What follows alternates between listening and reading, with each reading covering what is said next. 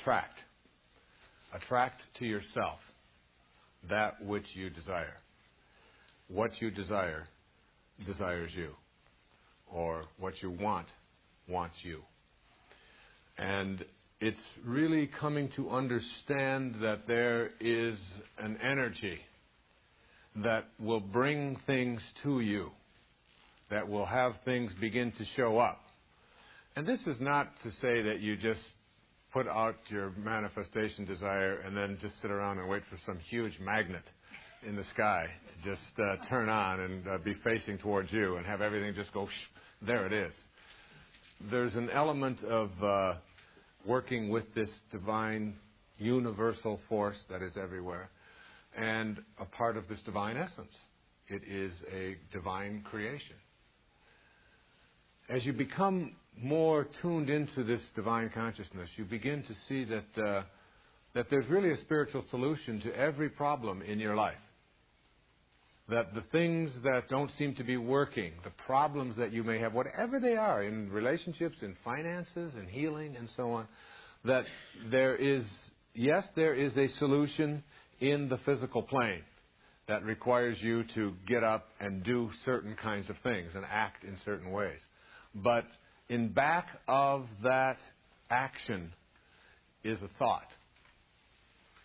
And the same force or the same power that moves waves to particles, which is the act of creation, also moves your pictures or your thoughts into the world of form. The same intelligence, the same energy that moves a star across the sky moves a thought across your mind.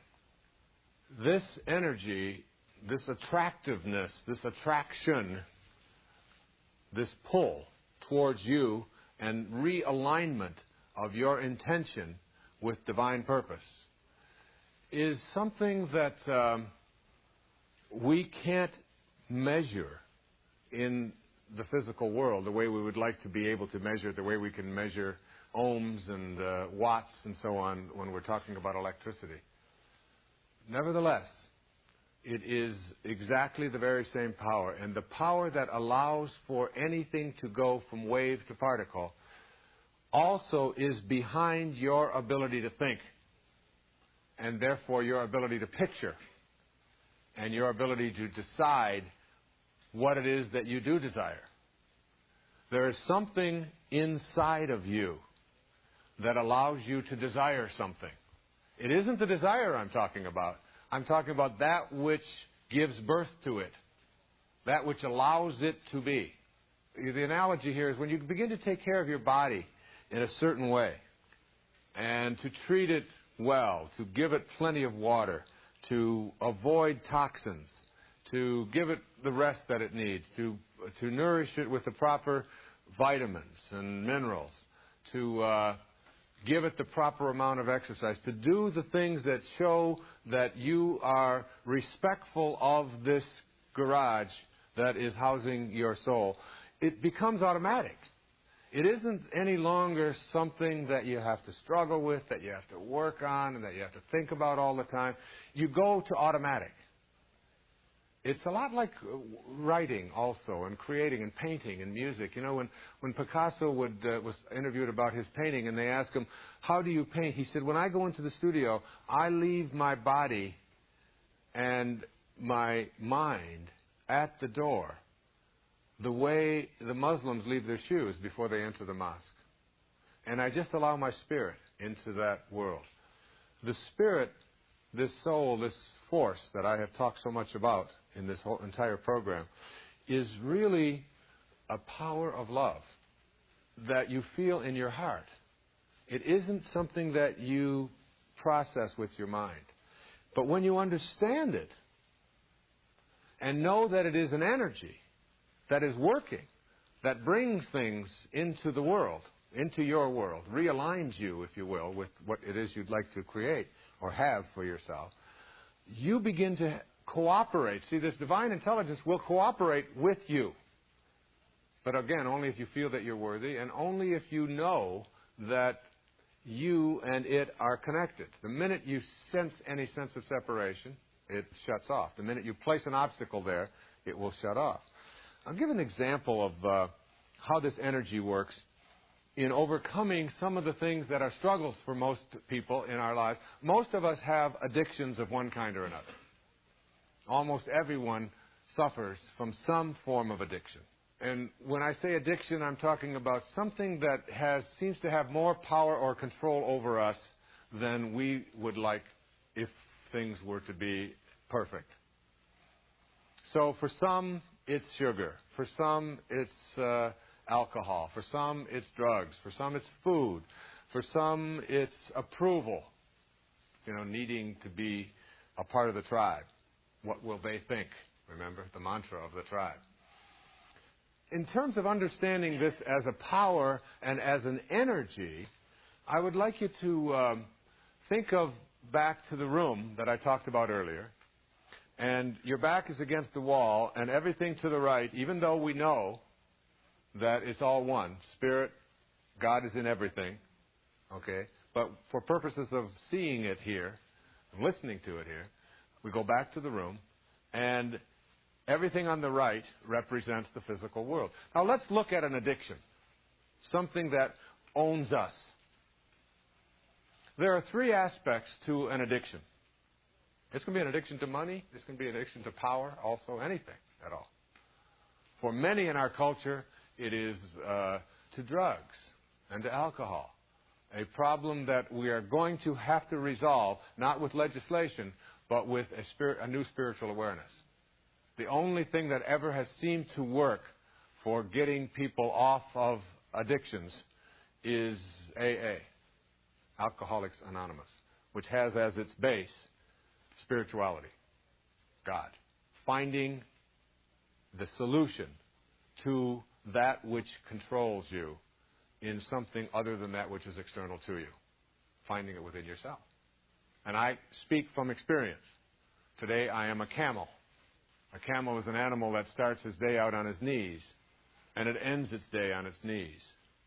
And it can go 24 hours without a drink. And there was a time when I didn't and I couldn't, and I played around with substances. And I played around with alcohol, and I drank it every day, not enormous amounts, never in serious trouble, like DUIs and things like that, but just so that it was just a part of my daily life. And then I found as my life and my work moved more into a spiritual dimension, that it became less and less important to me. And I found that I was able to sort of notice it and observe it and no longer be attached to it. So that if you look at an addiction from everything to the right-hand side of your room in the physical plane, there are three aspects of it, all of which are in the physical domain. There is the craving, there is the craver, and there is that which is craved. And all of those are on the right-hand side of the room. The craver is the person, the body. The craving is the thought, the image. I want that, I need that, I must have that. It's different from the craver. And that which is craved, which is external to me. The cocaine, the marijuana, the drugs, the sugar, the hot fudge sundae, the whatever it is. And it's all in the physical domain. And as long as you stay here in the physical domain and try to deal with it and get rid of it in your life, you are still trapped because you haven't gone to your source.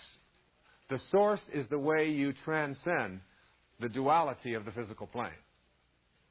And so, when you go to your source and go to the left-hand side of the room and become your source and now become the witness and observe that and just notice it and just put your attention on it and just watch it with love, which I'll be talking about in the next principle, and just observe it from a perspective of, I am connected to that, it is me, I have become it, and I can also transcend it and go beyond it by just putting my attention on a new aspect of myself, which is pure.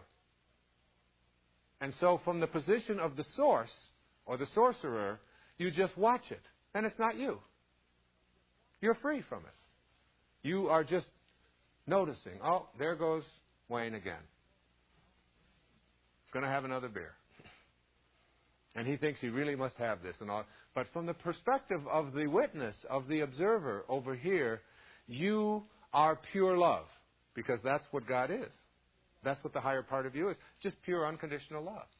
And you direct that energy to that aspect of you which has allowed itself to be addicted. And it disappears. When I left those things behind many, many years ago in my life, it was as a result of saying and hearing a voice. And the voice said, "You've tried everything else. Now try me."